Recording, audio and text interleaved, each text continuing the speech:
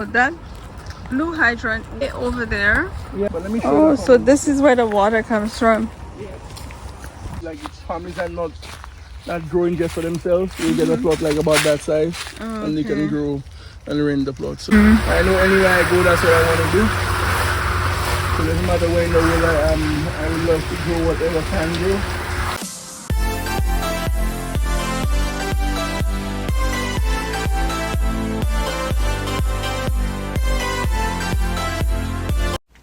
When it comes to food products, do you get organic or non-organic?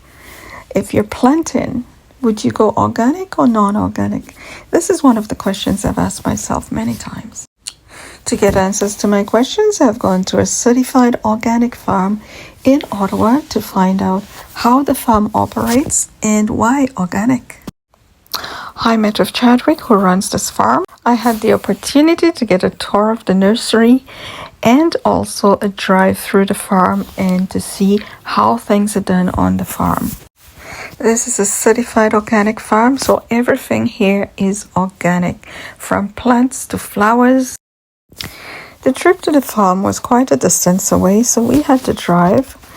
And the drive was so much fun. Had to drive through gravels and on grass to get to the farm. It wasn't too far, but it seemed like it was just so much forest around. It's like in the middle of a forest area. This is huge. All of this and all of this. This is a very huge farm. The organic plants are taken from the nursery later on once the area is prepared and they work the land. I can see the main road from here, but we had to go all around to get here because the whole area is fenced, so you can't just walk over. This garlic, they're not ready yet. That's straw. That's why I want that straw there. So the straw going to be split between them. So does the garlic pop up over the ground or it grows on the ground? No, it pops up and then you cover it because the ground was already hard. When I was planting it, it didn't come out as I wanted it to. So you have to cover it a little more. I see you have some here. And the rest of the straw going to be for the strawberries that I'm going to grow. Do you sell strawberries right on the farm? Well, this year I hope to. This one, you guys, I specifically bought these ones for that purpose. Because normally, if you sell them from seed, you can't use it in the same year.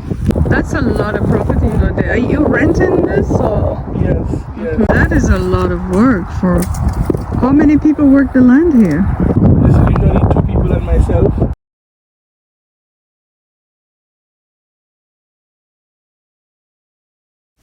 I did not realize how windy it was. Chad said that it takes time to harvest and they usually need about 2 people or more to harvest the land. And also they have to check for pests every now and then. And watering takes time, especially if it's done manually. And they have to water the plants more at least. Land here. Usually have at least 2 people working with them. So how do you water your plants? Is that the watering system here, right there on the ground there? Yeah, that's drip line. Irrigation lines. Okay. So that's how I water. So they're all between. Yeah. I wanted to set up like a wobbler setup. So the setup to water the plant is like a sprinkler setup, and it runs through the plants, through the paths. Sprinkler runs between there.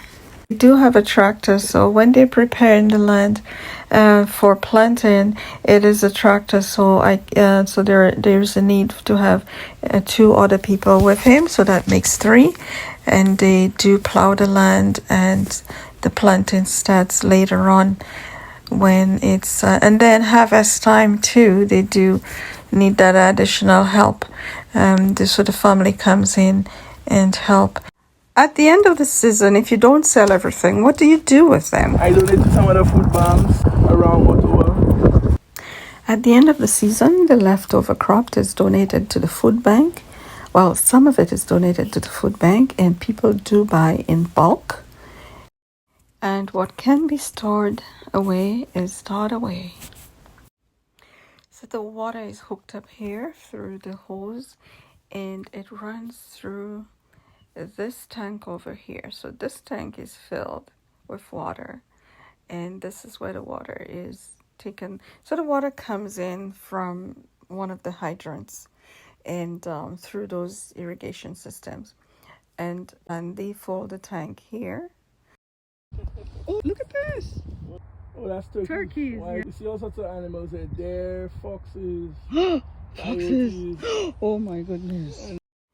To protect the plant, it's wrapped in a special material. Protect them from pests, them warm over the wind, and like when it's cold like now, like next week, whatever I planted next week, like that. You have the coverage of Like, this. yeah, it wouldn't be everything, like peppers and these things won't go in yet. But certain things like Swiss chard and beets and these things, when you plant them, you cover them with row cover. This.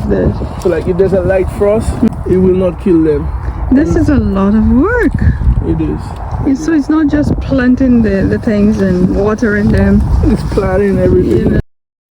It is very safe here, and there's even a swing for kids. I could not resist this one. This marks the end of our journey on the farm, and I'll take you over to the nursery. Chadwick is leading the way again as we head to the plant nursery, where I'll show you how everything starts. So the seeds, he plants the seeds and nurture the plants until they're ready for planting on the farm. And also people do come there to buy in bulk. And some people buy for their home. Like for me, I'll be buying for my personal garden. And here's the place. We have arrived. I will take you on a tour inside. Do you have a website for your business? Yes. urbanfreshproduce365.com. Okay. There is so much to show you that we will have a tour of the nursery in another video.